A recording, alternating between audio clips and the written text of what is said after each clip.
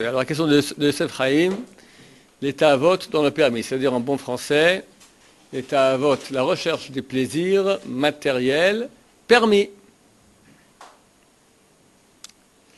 Alors, on a l'habitude de dire que contrairement à d'autres religions, par exemple la chrétienté, qui interdit le mariage, le terrible péché de chair, d'accord, la Torah, non, elle permet. Mais néanmoins, c'est vrai qu'elle permet. Mais la Torah nous demande de sanctifier la matérialité. C'est-à-dire qu'on ne doit pas vivre sans la matière, on doit vivre avec la matière, on doit la sanctifier, ça veut dire la canaliser et l'utiliser pour avoir Hashem pour le service divin. Et c'est relativement dur. Le plaisir pour le plaisir, la Torah ne veut pas de cela. Maintenant, il faut bien relativiser. Qui sommes-nous, dans quelle génération on vit et quelles sont nos capacités. D'accord?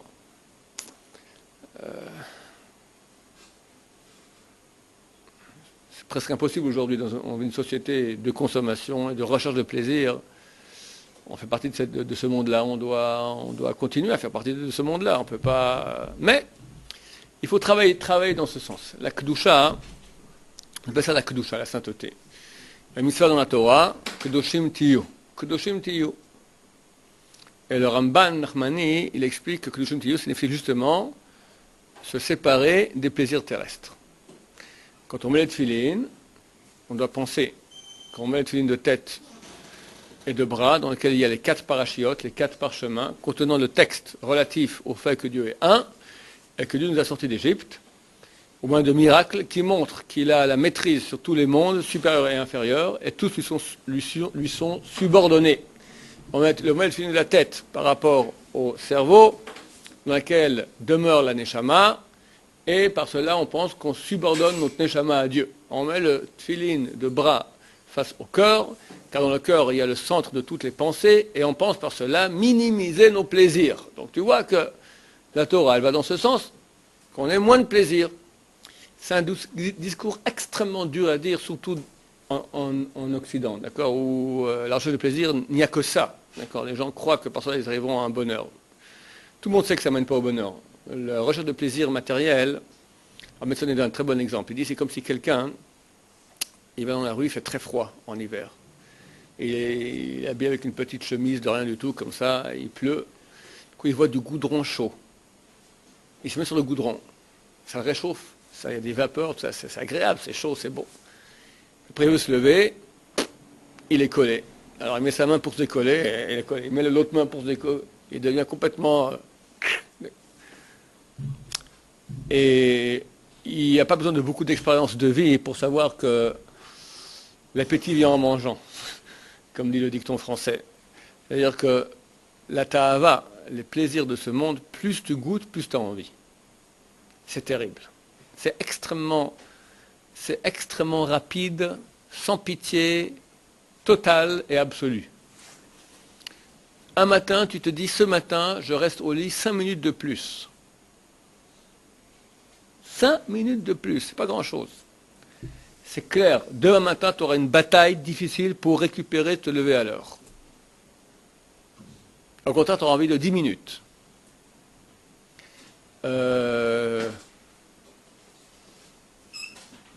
Le sucre, qui est extrêmement malsain. Habitue-toi à manger moins de chocolat, de sucreries, mettre moins de sucre dans ton café, dans ton thé, ça va. Tu remets une fois, tu goûtes une fois, même physiquement, je crois que ça crée une hyperglycémie, donc le corps fabrique, il y a trop de glucides, donc le corps fabrique maintenant de l'insuline pour annuler tous les sucres, ce qui crée une hypoglycémie qui donne encore plus envie de manger du sucre. Donc la physique, elle est construite comme ça. La métaphysique aussi. Les malheureux accros à la nicotine le savent. C'est quelqu'un qui a arrêté de fumer, des fois une cigarette qu'il prend, c'est fini. Il se remet dans le cycle. La drogue, idem. Tous les plaisirs du monde, sans aucune exception, tu goûtes un peu, ça donne plus envie. Ok, alors où est le mal? Le mal est que tu ne veux pas profiter sans cesse. Donc pour arriver à la même jouissance, il faut augmenter la dose. Au bout d'un moment, ça devient impossible. Et tu es en situation de manque. Et tu te balades toute ta vie avec la langue dehors, d'accord, comme ça, en train de rêver, de chercher comment pourrais-je enfin maintenant satisfaire mon envie. Aujourd'hui, l'envie la plus courante chez les hommes, c'est les femmes. D'accord? Mais tu as une humanité entière, avec la langue dehors, en train de rechercher où et quand, comment je peux arriver à avoir une jouissance au niveau féminin. D'accord? Mais c'est une famine malheureuse, parce que t'as plus que la vie peut t'offrir beaucoup plus que ça. C'est dommage d'être un esclave. On devient esclave. Chazal nous dit Enecha ben chorin ela asek baTorah. Tu n'as qu'un libre que celui qui étudie la Torah. Parce que la Torah a une capacité de nous défaire de ses envies. C'est magique à condition qu'on étudie beaucoup et assidûment. D'accord? C'est magique. On arrive vraiment à des... j'ai eu des gens aussi à la yeshiva très très accros aux femmes. D'accord? Précisément, ils m'ont dit anormal. Physiquement, d'accord, je connais, j'ai étudié ce sujet au niveau physique, il y a des besoins, d'accord, il y a des choses qui se passent, c'est pas possible, 6 mois sans rien. Impossible. Tout à fait miraculeux. Magique. Torah. Torah. La Torah, t'as les gens qui sont naturels, t'as les gens qui sont surnaturels. La Torah te rend surnaturel. La Torah, c'est la parole de Dieu, c'est la pensée de Dieu, c'est le désir de Dieu, c'est-à-dire que c'est Dieu lui-même, parce que Dieu et sa pensée font un. Donc tu ingurgites maintenant des comprimés de Dieu toute la journée. Tu deviens Goldorak, tu deviens un Dieu, tu es au-dessus de la nature, tu deviens surnaturel. Israël est surnaturel, dans sa collectivité on est surnaturel, on est un peuple éternel, enfin, j'en ai parlé souvent, on vit une histoire surnaturelle. Donc quand toi tu te branches au surnaturel, tu deviens absolument surnaturel. Or, la recherche de plaisir du corps, elle est exactement l'antithèse de ça. C'est quitter le monde du surnaturel qui est infini et rentrer dans le fini. Matériel égale fini. Torah égale infini. Et comme dit Maïmonide, d'abord il y a c'est une chose qui est connue, que la destruction de la matière, elle provoque la construction de l'esprit. La construction de la matière, elle provoque la destruction de l'esprit. J'ai bien dit dans les deux sens. Tu ne peux pas, il est impossible, et ça c'est que l'expérience qui peut le prouver, d'investir dans la matière. Chazal dit ça, parce que quelqu'un pleure, que les paroles Torah rentrent dans son corps, d'accord? Il apprend et il oublie. Il n'arrive pas à boucher, ou il apprend et il oublie. Il n'arrive pas à grandir, d'accord? Et il pleure à Dieu. Alors, il dit, avant de cela, qu'il pleure, que sorte de son corps tout ce qu'il a mangé, tous les plaisirs qu'il a eus, d'accord? Tu ne veux pas vivre dans une vie de recherche de plaisir de matière et de brancher avec Dieu. Ça ne marche pas ensemble. Ça ne marche pas ensemble. Alors, pourquoi je suis des plaisirs, même dans ce qui est... Qu'il y ait des plaisirs dans le monde, je comprends pour qu'il y ait le libre arbitre, mais même dans ce qui est bien, je crois que ça c'est la question de Youssef Frey, même il y a des plaisirs, là aussi il a mis des plaisirs. Alors, attends, il y a 3 mondes. Il y a le monde de la Toum'a, le monde interdit. Tu as le monde profane, qui est permis, mais qui est profane, et tu as la Kedusha. Tu as 3 niveaux. Mais manger, c'est permis. Alors, le profane maintenant, dans le profane, profiter des plaisirs du monde interdit, c'est interdit. Du monde profane, on parle maintenant de mesure de piété. C'est de la piété. Ça veut dire qu'il y a une infinité de degrés. C'est un travail qui doit se faire très très lentement, parce que le retour de manivelle du corps, il est terrible, mais il doit se faire. Il ne faut pas croire. Le Ramban, là-bas sur place, au début de Parashat Kedoshim, il dit, il ne faut pas croire qu'on peut être Naval Beshut Torah. Naval signifie Naval Sharon, d'accord? Quelqu'un tordu dans les limites de la Torah. Ça veut dire, la Torah permet de se marier avec autant de femmes qu'on veut. Un roi, pas beaucoup, que 18. D'accord? Mais les autres, 180. Elles sont toutes avec Hercher. Le super rabbin génération m'a marié avec des témoins balèzes. Je suis marié super cachère. Et je m'éclate toute la journée. Contraire à la Torah. Je mange, je fais tous les jours Qu'on appelle ça, des brochettes, d'accord. La viande, il n'y a pas de hercher, c'est moi qui fais la shrita, la meilleure, la plus méhoudère du monde. Et des fois des merguez, et un autre jour je fais des côtelettes, et machin, mechoui, d'accord, je m'éclate avec les meilleurs vins du monde, tous hyper cachers. C'est contraire à la Torah. C'est contraire à ce que veut la Torah. Alors, parce que la Torah, elle veut qu'on se branche à l'infini, qu'on se branche à Dieu. Or, ça, tu prends maintenant ta partie à toi qui est infinie, qui est un neshama, et tu la réduis, tu l'utilises pour une chose qui est finie. C'est quoi manger? Manger, c'est 6 cm de plaisir, après, il n'y a plus rien. Et après, c'est mort. Il n'y a rien eu. C'est mort. Donc, tu as utilisé maintenant la vie de Dieu, carrément. Tu as une partie de Dieu en toi, qui est infinie. Pour rien, mais rien. Tu n'as aucun plaisir matériel sur Terre qui dure plus longtemps que le plaisir lui-même. Ça veut dire quelques secondes. Hein? Utiliser son argent, mais personne qui maintenant qui doit jouer au niveau des plaisirs de ce monde, qui pour aider les pauvres, pour faire la tzedaka, pour etc. Oui. Il y a beaucoup de cas. Cher Mouflag, il peut. Un grand riche, il doit. Nakdimon Ben Gurion dans la Gemara, hein, il a, je ne sais plus qu'est-ce qu'il s'est ramassé comme problème dans la vie, quelque chose de terrible, j'ai oublié quoi, alors qu'il donnait beaucoup de masse, il donnait énormément. On dit pas assez. Pas assez par rapport à sa grande fortune qu'il avait. Alors, qui donne beaucoup, il s'occupe de tous les pauvres qu'il y a sur Terre, c'est énorme. Qui donne. Il a assez pour lui, ses enfants, et petits-enfants. Donne. Pourquoi quelqu'un doit souffrir de pauvreté? Parce que t'as pour 10 générations encore d'héritage. Donne aux pauvres. Il n'y a aucun interdit, au contraire, il y a une obligation de donner. Alors, Shabbat. Maintenant, ça ne va pas augmenter sa tahara vis-à-vis du sucre. Oui, c'est ça le danger. Le danger est que lorsque quelqu'un, la Torah, elle permet, dans ce sens, travailler dans ce sens, pas être, tu comprends, la grossièreté, c'est ça qui est contraire. Il y a une kedusha, c'est ce que Dieu veut. Il veut qu'on arrive à une sensibilité, à mettre l'accent sur autre chose. Il y a besoin, alors, si c'est dans ce sens, et c'est fait vraiment en kedusha, ça amène beaucoup. Le plaisir matériel, il est un véhicule pour créer des choses spirituelles très très grandes. Oui, c'est dans ce sens que ça doit se faire. Le Oneg Shabbat, quelqu'un maintenant qui mange, qui jouit de la nourriture du Shabbat, pour le Shabbat, il est conscient du Shabbat, il pense au Shabbat et il jouit pour le Shabbat. Ça lui donne une dimension de proximité de Dieu et d'amour de Dieu qui est très grande. Par la matérialité, ça c'est sanctifier la matérialité. Mais c'est un niveau. On aime bien un Shabbat aussi dévoré, d'accord? Baba Salé, une fois on l'a donné de la daf, Shabbat, il n'a pas mangé. Shabbat, Baba Salé. Shabbat, on ne se compare pas du tout. Je te parle de nous qui ne sont pas pour nous. Je te parle maintenant qu'il faut savoir que ça existe. Et avancer lentement à un autre niveau.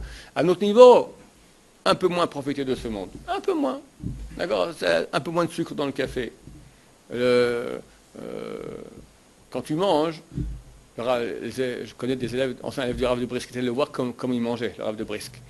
Alors, nous, quand on mange comme on fait, tous, vous pouvez voir, c'est très beau à regarder, tu fais descendre l'être humain dans l'assiette. L'image de Dieu, l'endroit des filines, il y a bouf. Le pire, c'est les spaghettis, d'accord? Avec le bruit qui accompagne. Et il y a moitié qui sort à l'extérieur.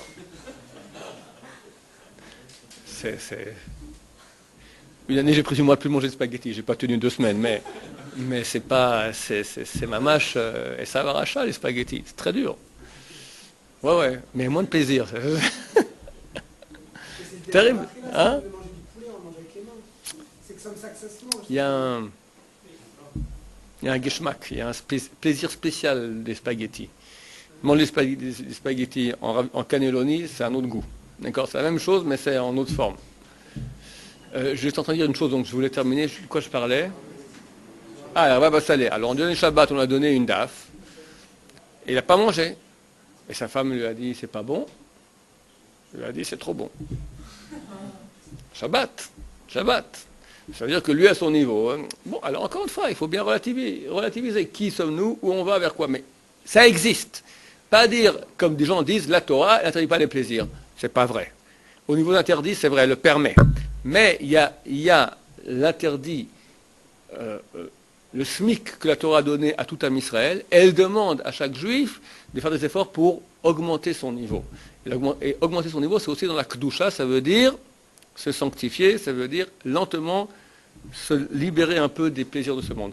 C'est très dur, ça prend beaucoup de temps, il faut y aller très lentement. Alors je veux qu'il était avant, oui. C'est une différence entre le superflu et... Nécessaire. Si quelqu'un il n'a pas faim et il voit une bonne glace, il dit ah j'ai un peu manger. Est-ce qu'il y a une différence avec, disons, quelqu'un qui s'achète des chaussures et est-ce que, vu qu'il faut qu'il s'en achète, est-ce qu'il peut en prendre enfin si c'est moyen de permettre, il peut en prendre des BM ou alors même là il faut qu'il soit... Regarde, ta question est une bonne question parce que tu parles en tant qu'un Talmid Chacham qui pose la question de l'halakha. Dans l'halakha, il y a permis et interdit. Dans la Kedusha, dans les mesures de piété, la Chassidut, on parle maintenant de Chassidut, c'est-à-dire mesure de piété. Pas la Chassidut moderne qu'on appelle, c'est le mouvement des Chassidim. Chassidut, ça signifie c'est la piété, quelqu'un qui veut faire plus que ce que la Torah demande. Comme un homme qui aime beaucoup quelqu'un, il aime beaucoup sa femme, beaucoup ses parents, il veut faire plus que ce que les parents demandent, plus que ce que sa femme demande. C'est ça. Quelqu'un qui est amoureux de Dieu veut faire plus. La Chassidut. Il y a une infinité de degrés. Et on ne peut pas dire permis, interdit. Chacun doit voir où il est. En fonction d'où il est ce que c'est adapté ou pas. Et si ce n'est pas adapté, c'est interdit. Si c'est adapté, il faut le faire. Et c'est très dur à définir. Alors, tout le monde comprend le cas de la glace. Et là aussi, est-ce qu'on peut s'interdire des glaces toujours? Comment? Qui? Quoi? Bon. Le Ben Ishraï, il n'y avait pas de glace à son époque. Il y avait de la pastèque, une bonne pastèque fraîche. Il ne mangeait pas la pastèque. Il n'existait pas. D'accord? C'est la Kedusha. Ça nous concerne à nous, le Rabbi Yosef Karo, et on a eu la chance d'aller prier sur sa tombe, dans le Maguid Mesharim, c'était un Maguid, il avait un ange qui, le Rabbi Yosef Karo, il disait des Mishnayot par cœur sans cesse. Et de cela, c'est créé, donc il a sanctifié beaucoup sa bouche, et c'est créé un ange dans sa bouche, qui lui parlait dans sa bouche. Et il y a un livre entier qu'il a écrit de tout ce que cet ange lui a dévoilé. Il a dévoilé qu'il est le Gilgoul, et qu'il quoi, beaucoup de choses. Et pendant 2-3 jours, en gros, il ne s'est plus dévoilé. Il lui dit, après il revient, tu mérites des gifles. Il l'a dit comme ça, il a dit, je suis plus venu te voir, je suis fâché contre toi. Hier, tu as bu 2 verres d'eau, comme ça, d'un coup. Mais tu es un gourmand. De l'eau plate, hein?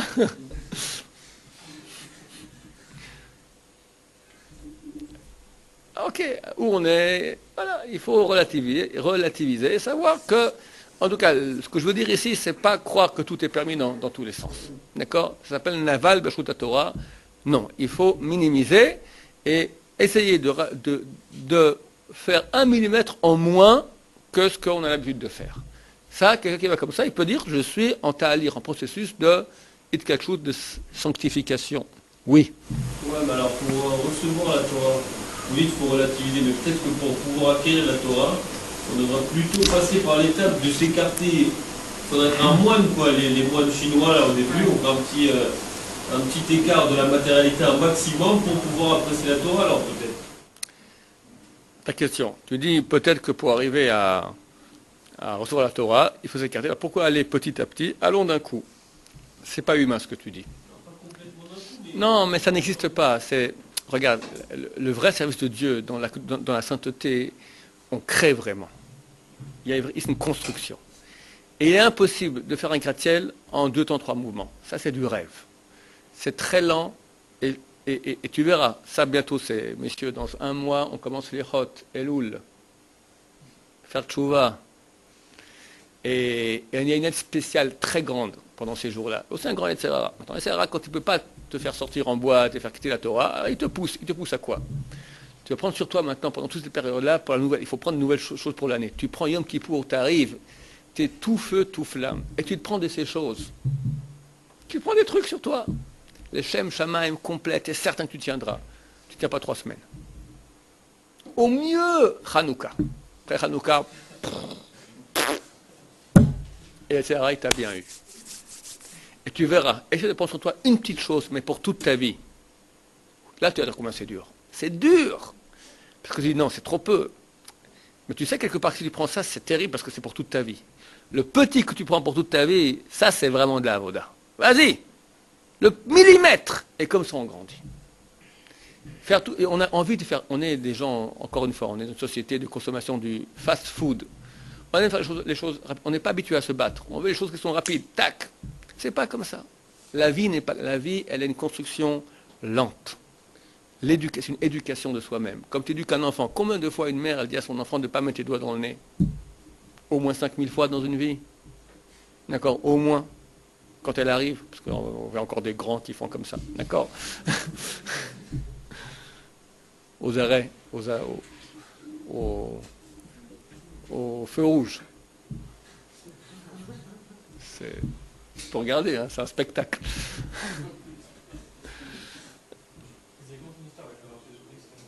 Ah, le Rav de Brisk, j'ai commencé. Merci Philippe, mon secrétaire. Alors, là je commence à raconter quelque chose. Qu'est-ce que je disais? Donc l'éducation, on va très lentement. On ne peut pas aller rapide.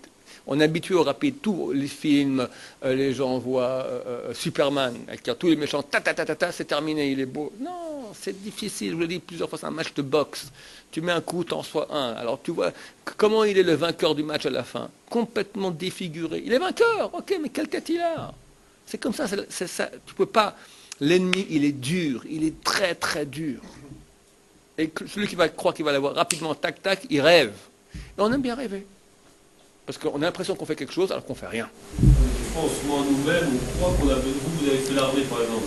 Vous avez vu que pendant l'armée, on s'habitue. C'est pas tellement dur en vrai. C'est qu'une fois qu'on est habitué au bout de 6 mois, on pourrait vivre toute notre vie comme ça et ça ne change rien. Donc est-ce que l'homme, il ne doit pas plutôt, pour acquérir la Torah, se dire ça doit changer ça. C'est vrai que la possibilité que ce soit permis nous rend beaucoup plus difficile. Qu'on sait que c'est interdit, on ne touche pas. Peut-être que la côtelette de porc, comme m'a dit une fois un juif qui mangeait, j'aime beaucoup avec le fumet, comme ça il m'a dit, d'accord, c'est très bon. Ou les crevettes, d'accord. Oh Hachem, c'est pas un Sahara que j'ai, et tu fais passer autant de fumet de côtelette de porc devant, ça ne me fera rien du tout, d'accord. Rien, parce que pour moi, ça ne rentre pas en ligne de compte. Ça n'existe pas, mort, d'accord. Il se peut, mais on ne peut pas jouer. Et si quelqu'un, il sait que c'est permis, et du jour au lendemain, il dit non à beaucoup de choses. Je ne te dis pas sur quelques petites choses commencer. Oui, pourquoi pas. Vas-y, bosse. Je ne dis pas, on ne fait rien. Il ne faut pas prendre non plus ni trop, ni pas assez. Il faut faire ce qui est adapté à nous. Et quand on est jeune, c'est plus facile. À 20 ans, vas-y, commence, prends des choses. C'est clair, à votre âge, c'est beaucoup plus facile qu'à 30 ans, 40 ans ou 50 ans. Mais vas-y, commence, mais intelligemment. Parce que très souvent, les CRA, ils nous poussent en avant parce qu'on a l'impression qu'on fait des choses extraordinaires. Un des moyens de savoir si on est dans l'erreur, d'abord, si au bout d'un moment, très rapidement on s'arrête, ce n'était pas approprié. Et surtout si, à cause des khumrot qu'on fait, on perd dans l'obligatoire, dans l'essentiel. Quelqu'un va prendre d'aller au mikvé tous les jours. Très bien. C'est Mekadesh, c'est très bien. Mais à cause de ça, il ne fait pas les korbanot. Korbanot, je parle. D'accord? Ou Irat Hodou. Où il commence à prendre tout en rapide. C'est une prière, c'est rien. Ben, laisse ton mikvé, il ne vaut rien. C'est du Yetzer Hara. Quelqu'un des khumrot qui nous concerne. Je dis la nuit tard. C'est bien. Après minuit, regarde dans le Zohar ce qui parle, l'étude de nuit, l'étude de Torah après minuit, le monde est créé pour ça, t'as Abraham à ta droite, Chaim à ta gauche, c'est vraiment comme ça, tu sens des trucs fantastiques, c'est génial. Demande aux élèves ici, il est bouché toute la soirée, à minuit, le coup, tac, il sent les alvéoles cervicales qui s'ouvrent. C'est beau, c'est sympa, il fait silence dans le monde entier, t'es là tout seul, c'est beau, c'est kadosh. Le lendemain matin, dans le baba... Et Sarah, il t'a bien eu, pour une demi-heure, 1 heure d'études, 2 heures, il t'a eu une journée entière, il t'a eu. Et t'as cassé le seder. Donc maintenant, tu n'es pas en programme, te remettre dans le seder. Une fois qu'on a cassé le seder, qu'on a cassé l'ordre, d'accord, la rigueur d'arriver à l'heure, etc. Une fois que c'est cassé, c'est très dur à récupérer. Combien c'est dur d'arriver 1 minute avant le temps à la prière? Essaye. Tu arriveras 30 secondes après, 20 secondes après, 10 secondes après. 10 secondes avant, très dur. Ça, c'est un travail. Vas-y, arrive à l'heure à la prière. Là, mets tous les efforts là-dedans. Ça, c'est la kdusha. Ça embête. Non, je préfère, ce que tu sens, arriver à l'heure après. D'accord, c'est bébête. Je fais des trucs grands, voilà, je mange plus de ci, ni de ça. Je regarde, je m'empêche ci, je m'empêche ça. Non, c'est ch'touillotte. Arrive à la prière. Voilà, ça, c'est bien. Fais les 3 premières prières de bénédiction de l'Amida en pensant ce que tu dis. Ça, c'est de la kdusha. Et tu dis maintenant 1 heure 1 heure de Torah sans dire pas une parole hors de ça. Après, tu vois, tu augmentes, 1h10. Ta pause, elle fait 10 minutes, allez, tu la réduis à 8 minutes. Combien c'est dur, ça? Et ça vaut. Ça vaut. De descendre de 10 minutes de pause à 8 minutes de pause, ça vaut énormément. Parce que tes 2 minutes de Torah côté en plus, combien elles valent? L'infini. L'infini. Attends, je vais finir l'histoire de Rav de Brisk. Avant la question, parce qu'après, Alors, Rav de Brisk, les élèves allaient le voir comment il mangeait. Alors, lui, contrairement aux spaghettis ou aux autres, il prenait comme ça, il amenait la nourriture à lui. Faire monter la nourriture. Hein? Alors, c'est vrai que c'est difficile parce que nous, on a peur de se salir. D'accord? C'est vrai. Alors, il faut se mettre proche comme ça. Mais ça y est, c'est très difficile. On a une tendance à vous là. Bon, c'est plus pratique, mais c'est beaucoup plus pratique de se baisser pour. Hein? Ça perd moins de temps, effectivement. Mais vous voyez, comment moi, je baisse moi-même ma stature humaine qui a l'image de Dieu à de la nourriture. D'accord, j'ai dit, mais encore une fois, c'est une midat rassédout, c'est de la piété, d'accord? Non, alors il fera attention. C'est pas pratique. Mais pour pas descendre ma stature humaine à de la nourriture, je reste pas pratique. Razonich a dit que la tavat achila, la recherche de plaisir au niveau des papilles gustatives, culinaires, d'accord, avi avot atuma. La source de la touma. Moi, je leur dis les femmes, d'accord? Et elle dit non. Et j'ai compris pourquoi. Parce que la femme, au moins, il y a une relation entre être humain et être humain. C'est pas un chien, c'est un être humain, d'accord? Là, tu prends l'être humain, tu es réduit à quoi? Ah, rien, un plaisir de rien. C'est même pas, c'est une matière morte, d'accord? Et on nous appelle qu'on nous jugera pour ce qu'on n'a pas profité. Alors, le Mesat Yesharim, il dit tellement bien, donc vous pouvez étudier, c'est le chapitre 13 de Mesat Yesharim, d'accord? Il parle là-bas justement de qu'est-ce que c'est la Kedusha. Il dit qu'il faut très attention. Alors il dit, et l'argument de Serara, qui nous, Rabbi Yochanan, c'est un Yerushalmi qui dit, tu devras rendre jugement de toutes les bonnes choses que Dieu a créées sur terre que tu n'en as pas profité. Il dit, ça dépend. Quand c'est nécessaire, oui. Il y en a qui quand c'est nécessaire, tu as maintenant une nécessité, une chose qui est nécessaire. Mon corps a besoin de viande. Sinon, je tombe malade, c'est pas bien. Non, je ne mange pas la viande. Je ne vais pas rentrer dans les plaisirs. Non, tu dois manger de la viande. Mange, mais ne kiffe pas. Hein? Mange sans kiffer. Il y a marqué, on te jugera pour les plaisirs que tu n'as pas. Non, pas pour les plaisirs. Pour les choses que Dieu a créées dans ce monde dont tu n'as pas profité. Profiter, c'est une notion de plaisir. Quand il profite, c'est pas. Dieu a créé une chose maintenant qui doit être utile. Tu n'as pas profité de cette utilité. Et Dieu n'a jamais profité maintenant du bon goût que ça. D'accord? De l'utilité que ça. Maintenant, quand oui, quand non, si c'est nécessaire, il faut. Quand c'est pas nécessaire, c'est superflu, il ne faut pas. Bon, lui te met la barre très haut. Tout ce qui est superflu, non. Maintenant, qu'est-ce qui est superflu pour nous? Alors à nous de savoir. Chazal disent que Brit Kuruta, il y a une alliance qui a été conclue, que celui qui dit dans le Beth Midrash, pas rapidement, il oublie. Tout le monde oublie. Tout le monde oublie ce qu'on a étudié. Mais il y en a un qui oublie vite, un qui oublie lentement. Alors il y a une brite, il y a une alliance qui a été conclue. Celui qui étudie dans le Beth Midrash, pas rapidement, il oublie plus lentement. Il oubliera moins. Qu'est-ce que ça change maintenant si je suis dans ma chambre ici, chez moi à la maison, ou ici au Beth Midrash? Ça change tout. Vous verrez que quelqu'un étudie chez lui à la maison, ou dans sa chambre, il est moins dans la spiritualité, il est plus dans la matière. Des fois, il est couché sur son lit. Tu vas étudier bien couché. C'est pas possible. Il se lève pour toucher un truc, il mange un machin, il ouvre le frigo, il va faire un tour, il fait un téléphone, un truc, il regarde le portable, quelqu'un a appelé, machin. Il étudie, mais... Et tout ça, c'est très très dur de ne pas rentrer là-dedans. Et sur votre midrash, il y a une réalité où tu es coupé de tout. Et quand tu es là, c'est facile. Personnellement, je n'ai aucun problème à boire de l'eau plate ici. Avec un plaisir énorme. Mon bol d'eau plate, je bois, je kiffe. Chez moi, mais jamais. De l'eau plate, très rarement. Un petit truc, au moins des glaçons, quelque chose dedans, des glaçons. Il n'y a pas de glaçons ici. Qui parle de glaçons? Ah, j'y pense même pas. Chez moi, je prendrais des glaçons. C'est comme ça. Chez toi, tu te mets dans une situation où tu es plus dans la matière. Donc on peut se mettre dans des situations qui nous motivent à être moins dans la matière et sans sentir. C'est facile. Ici, personne n'a jamais souffert. Personne ne veut me voir ici. C'est dommage, on devrait mettre une machine à glaçons ici dans le. Or, si quelqu'un a chez lui un frigo sans truc à glaçons, il n'est pas content. D'accord? Par exemple,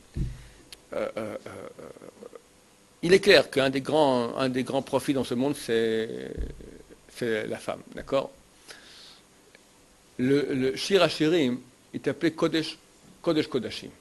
Rabbi Akiva a dit, si tous les livres sont saints, le Cantique des Cantiques, c'est le Saint des Saints. Parce que c'est l'endroit par excellence où on peut se sanctifier. Parce que c'est permis. Là, c'est le Saint des Saints. Saint, bon, alors, niveau normal. Mais tu veux ça, c'est super spécial. Baruch Adonai, Amen.